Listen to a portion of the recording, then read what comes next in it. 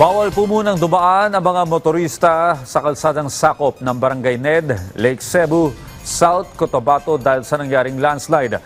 Wala namang naiulat na nasaktan sa insidente. Si JC Liponga sa detalye. Makikita sa video ang malalaking bitak at matinding pagkasira ng kalsada sa sitio El Dolog, Barangay Ned, Lake Cebu, South Cotabato, bungsod ng pagguho ng lupa nitong Pebrero 13. Nahihirapan din ang mga sasakyan na makadaan sa naturang kalsada. Ang ilang motorsiklo itinutulak ng mga residente upang makatawid sa kabilang bahagi ng daan. Batay sa assessment ng Provincial Disaster Reduction and Management Office o PDRRMO South Cotabato, patuloy ang paggalaw ng lupa sa lugar kaya mas lumalala ang pinsala.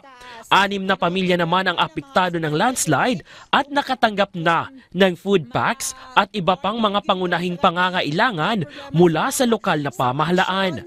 Wala namang naitalang nasugatan o nasawi sa insidente. Pebrero 14, kinumpirma ng PDRRMO South Cotabato na hindi na pinapayagang dumaan sa kalsadang ito ang mga four-wheel vehicles at motorsiklo dahil sa landslide.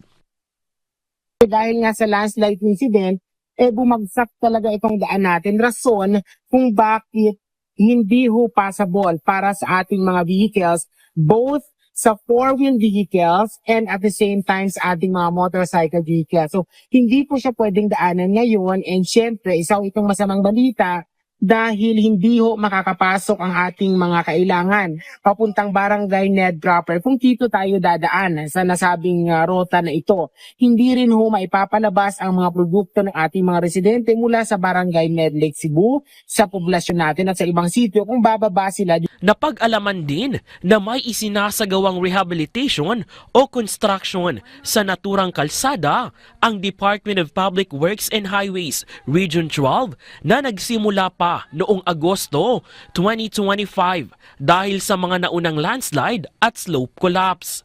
Gayunman, dahil sa patuloy na pag-ulan lalo na nitong mga nakaraang linggo, muling nasira ang kalsada. Patuloy ang assessment at monitoring ng PDRRMO South Cotabato, DPWH-12 at iba pang lokal na pamahalaan sa Lake Cebu.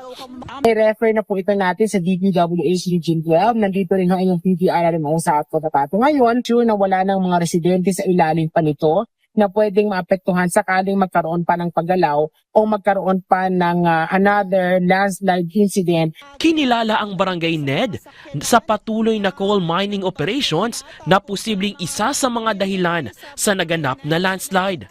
Pinapayuhan ang mga motorista na gumamit muna ng alternatibong ruta para maiwasan ang panganib.